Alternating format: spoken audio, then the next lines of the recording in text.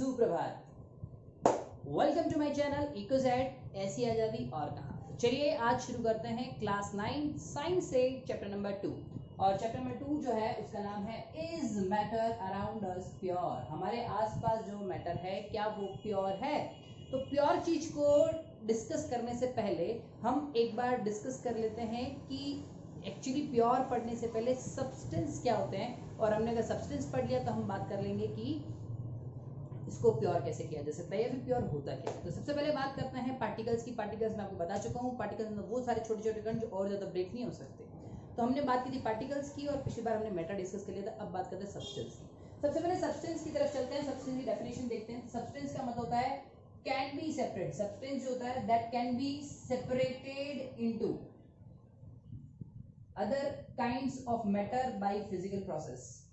वो सारे के सारे पार्टिकल्स, वो सारे के सारे पार्टिकल्स जो कैन नॉट बी सेपरेटेड, जो सेपरेट नहीं हो सकते into other kinds of matter, किसी और तरीके के मैटर में, किसके थ्रू, फिजिकल प्रोसेस के थ्रू, तो उनको क्या कहा जाएगा, सब्सटेंस कहा जाएगा। और अब सब्सटेंस की बात हम पता चल चुकी है, तो अब बात करेंगे प्योर सब्सटेंस क्या होते हैं। तो प्योर सब्सटेंस के लिए होता है pure substance are the substance that are made up of single types of particles या फिर same types of particles। ऐसे सारे के सारे पार्टिकल्स, या यूं बोलूं कि ऐसा पर्टिकुलर मटेरियल जो सिर्फ एक ही टाइप्स के पार्टिकल से बना हो, या यूं कहूं वो सारे सब्सटेंस जो सेम टाइप के पार्टिकल से बने हो, या सिंगल टाइप से, मतलब एक ही टाइप का, मतलब समझ चुके होंगे, उसी टाइप के पार्टिकल से बने हो, तो उसको क्या बोलेंगे, प्योर सब्सटेंस बोलेंगे।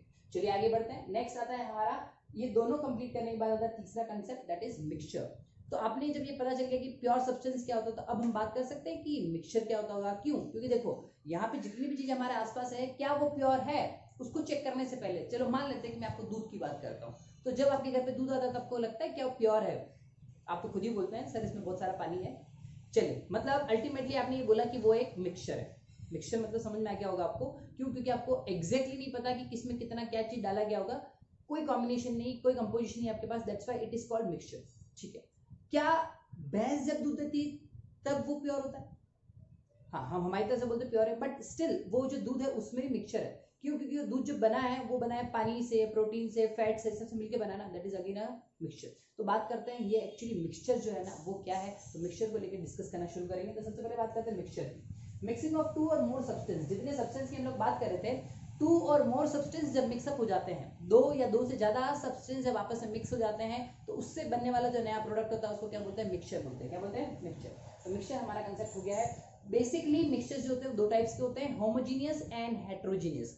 वो आपने ऑलरेडी प्रीवियस क्लास में पढ़ लिया था, पर यहाँ जो हम बात करने वाले हैं वो करेंगे ऑन द बेसिस ऑफ, या टाइप्स ऑफ मिक्सचर हम डिस्कस करेंगे आज on the basis of nature of components. उसके अंदर जो कंपोनेंट्स हैं उसके नेचर की बिहाफ पे, कि उसके नेचर के अकॉर्डिंग जो हमारा मिक्सचर है वो कितने टाइप से डिवाइड होता है। तो वो टोटल 3 टाइप से डिवाइड होगा, जिसमें पहला है ट्रू सॉल्यूशन, दूसरा है सस्पेंशन, तीसरा है कॉलोइडल सॉल्यूशन। वापस बात कर रहे हैं, आज हम बात करेंगे टाइप्स ऑफ मिक्सचर्स की। Types of mixtures according to what? तो according to nature of components के हिसाब से डिस्कस करेंगे, जिसमें पहला है ट्रू सॉल्यूशन, दूसरा है सस्पेंशन, तीसरा है कॉलोइडल पार्टिकल्स या कॉलोइडल सॉल्यूशन के बारे में। तो चलिए स्टार्ट करते हैं types of solution, types of mixtures, जिसमें हमारे 3 टाइप्स के मिक्सचर्स हम आज डिस्कस करने वाले हैं। तो चलिए सबसे पहले डिस्कस करते हैं ट्रू सॉल्यूशन।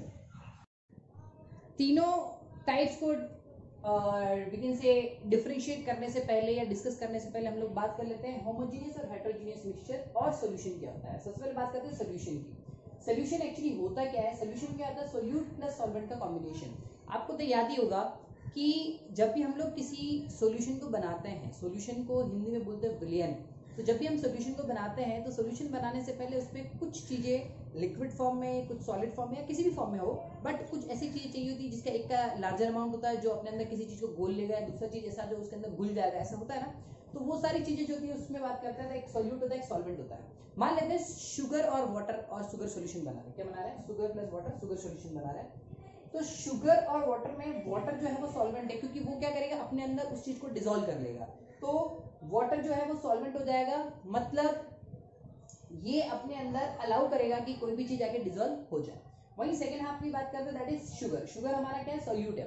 जो उस सोल्यूशन के अंदर डिसॉल्व होने वाला है। तो डिसॉल्व कौन होने वाला है? शुगर होने वाला है। दैट्स व्हाई सॉल्यूट जो है वो शुगर हो जाएगा, सॉल्वेंट जो है वो वाटर हो जाएगा, और दोनों के कॉम्बिनेशन में सॉल्यूशन बनेगा, that is called sugar solution, और इसी को हम लोग क्या बोलते हैं? सॉल्यूशन बोल देते हैं। साथ ही साथ बात करते हैं होमोजेनियस और हेटेरोजेनियस मिक्सचर्स के बारे में। तो होमोजेनियस मिक्सचर जो मैंने लिखे हैं वो तो रिवर्स जो हो जाएगा वो क्या हो जाएगा? हेटेरोजेनियस। तो होमोजेनियस मिक्सचर जो होते हैं सबसे पहले ये होते हैं uniform composition throughout the mixture. पूरा मिक्सचर जब तक रहेगा उसमें उसका जो कंपोजिशन है वो क्या रहेगा? यूनिफॉर्म। जबकि हेटेरोजेनियस में क्या हो जाएगा? Non uniform composition throughout the mixture. Second बात करते हैं होमोजेनियस मिक्सचर जो होते हैं whole solution is in the same phase. पूरा का पूरा सॉल्यूशन जो होता है वो एक ही फेज में होता है। अगर लिक्विड में तो लिक्विड फेज में रहेगा, सॉलिड है सॉलिड फेज में रहेगा, या फिर गैस है तो गैसेस फेज में ही रहेगा। बट हेटेरोजेनियस में ऐसा नहीं होता। हेटेरोजेनियस में whole solution is not in the same phase. आगे बात करते हैं होमोजेनियस मिक्सचर जो होते हैं उसमें components are not visible by naked eyes. हमारी नेक्ड आईज से इसके जो कंपोनेंट्स है वो विजिबल नहीं होते हैं अगर हम बात करें होमोजेनियस की। पर हेटेरोजेनियस में ऐसा नहीं होता। हेटेरोजेनियस में क्या होता है? The components can be or are visible by the naked eyes. हमारी नेक्ड आईज से उसके जो पार्टिकल्स हैं या उसके जो कंपोनेंट्स है वो विजिबल हो जाते हैं। वहीं लास्ट में एक डिफरेंस और देख लेते हैं। होमोजेनियस मिक्सचर जो होते हैं उसके जो पार्टिकल्स होते हैं can not be separated easily, उनको इजीली सेपरेट नहीं किया जा सकता, जबकि हेटेरोजेनियस मिक्सचर में इजीली सेपरेट किया जा सकता है। तो ये 4-5 एग्जांपल हमने देखे। क्यों? क्योंकि जब हम बात करेंगे ट्रू सॉल्यूशन की, सस्पेंशन और कोलॉइडल पार्टिकल्स या कोलॉइडल सॉल्यूशंस के बारे में, तो उनमें ये वर्ड बार बार यूज हो रहे होंगे। होमोजेनियस, हेटेरोजेनियस है, नेक्ड आईज, ये वो, तो सारी चीजें आपको याद रखनी है। दैट्स व्हाई मैंने आपको एक बार एक्सप्लेन कर दिया है। सॉल्यूशन क्या होता है ये मैंने बता दिया। सॉल्यूशन का एग्जांपल हमने यहाँ लिख दिया। होमोजेनियस और होमोजेनियस एग्जांपल हमने नीचे की तरफ लिखा हुआ है। साथ ही साथ होमोजेनियस की जो मैंने 4 प्रॉपर्टीज थी वो लिख दी, तो उसकी जस्ट रिवर्स प्रॉपर्टीज आप कर लेंगे तो हेटेरोजेनियस की हो जाएगी। तो ये सारी चीज एक बार के लिए हमारा कंप्लीट हो गया है। अब हम बात करते हैं पहला type, that is true solution. अब हम बात करेंगे ट्रू सॉल्यूशन के बारे में।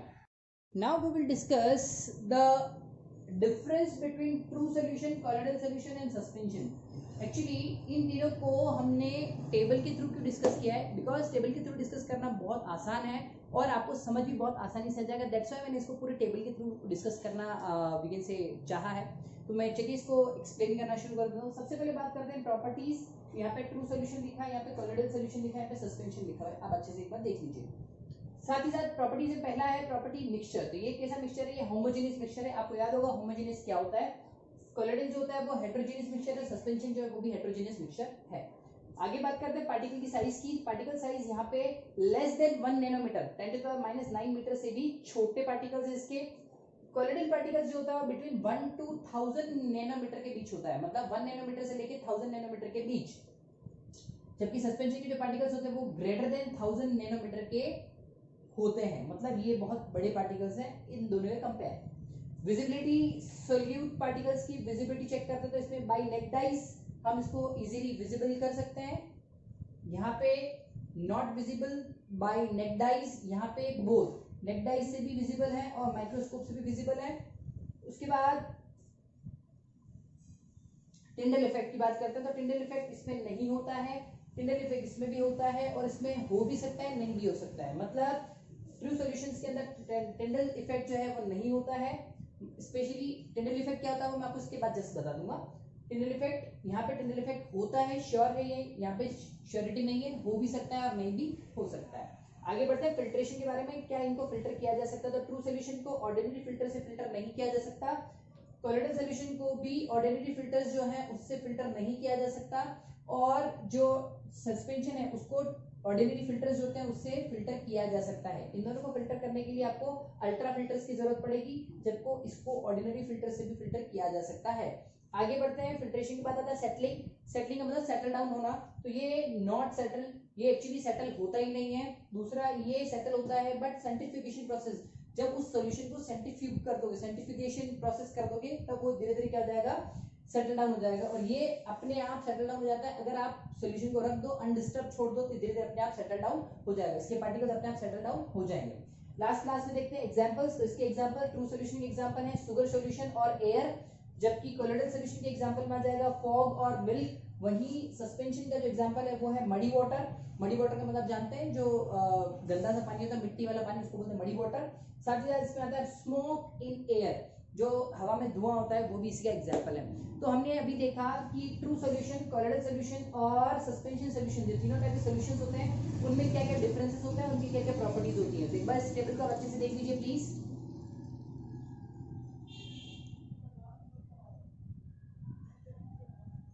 ये टेबल बहुत इंपॉर्टेंट है, एग्जाम पॉइंट ऑफ व्यू से भी बहुत इंपॉर्टेंट है, क्योंकि इसमें से क्वेश्चंस बनते ही बनते हैं। तो प्लीज एक बार इसको अच्छे से देख लीजिए।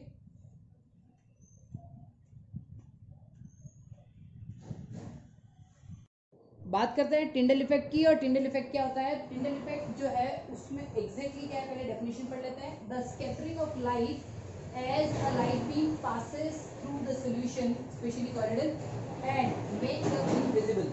आप लोगों ने देखा होगा कभी कभी हम जब घर में होते हैं, घर में एक छोटा सा छेद होता है जिसमें से सनलाइट अंदर आ रही होती है, वो लाइट हमें विजिबल होती है, वो पूरी पूरी रे हमें दिख रही होती है, पूरी पूरी जो लाइट होती है उस लाइट का पूरा बीम हमें दिख रहा होता है। वो केस क्या है? That case is called Tyndall effect. वो टिंडल इफेक्ट का मतलब क्या है? द स्कैटरिंग ऑफ पार्टिकल्स या स्कैटरिंग ऑफ लाइट जो है ना, the scattering of light particles as the light beam passes. जब ये लाइट बीम पास होती है तो उसके अंदर जो पार्टिकल्स है वो विजिबल होने लगते हैं, उन पार्टिकल्स की वजह से वो बीम भी जो है वो विजिबल होने लगती है।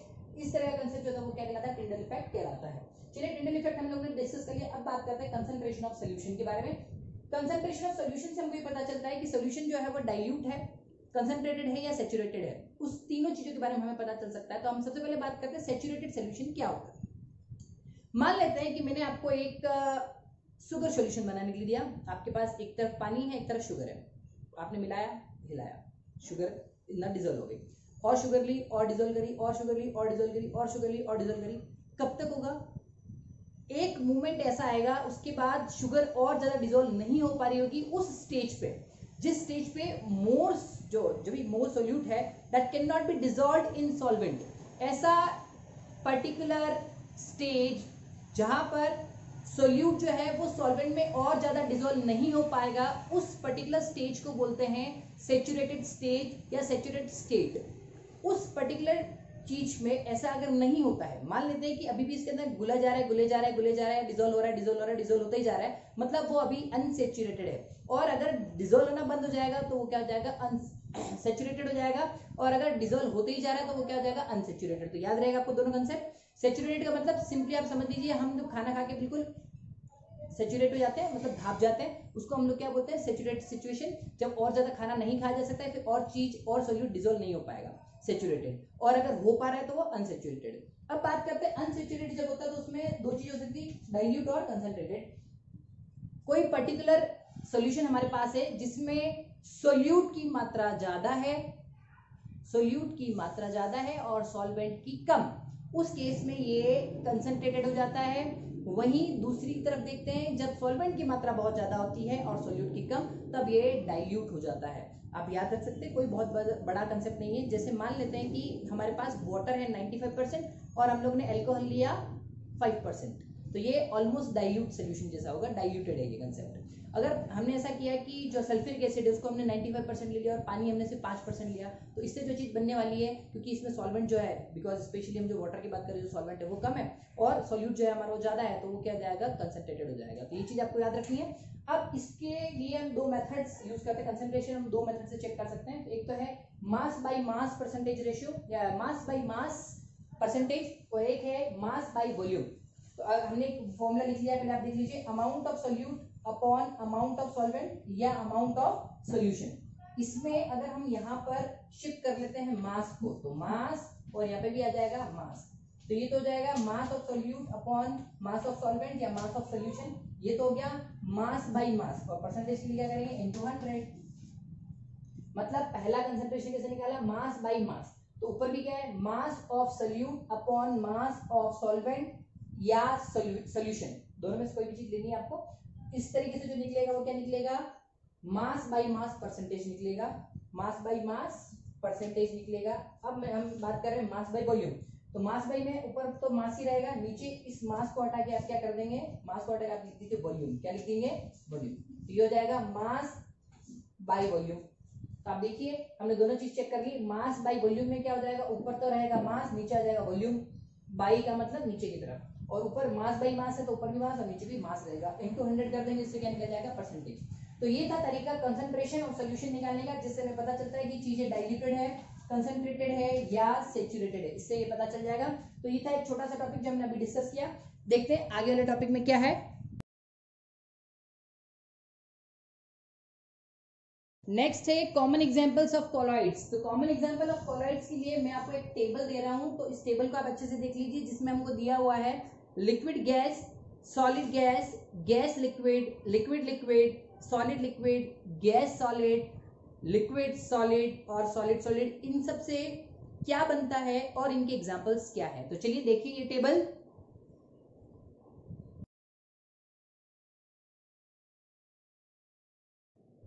तो ये था हमारा आज का चैप्टर का पार्ट 1। इसके पार्ट 2 को लेकर हम लोग आपके लिए बहुत जल्दी आ जाएंगे, बट तब तक के लिए आप पार्ट 1 को एक बार अच्छे से देख लीजिए। अगर इसको कोई प्रॉब्लम है तो हमें प्लीज डिस्कस कर लीजिए। और साथ ही साथ आपसे मेरी एक छोटी सी गुजारिश, शेयर, लाइक, सब्सक्राइब, कमेंट जो भी आपको अच्छा लगे प्लीज प्लीज प्लीज करिए और बने रहिए हमारे साथ मुस्कुराने के लिए। तो चलिए मुस्कुराते रहिए हमारे साथ और बने रहिए इकोज़ेड पे। बाय।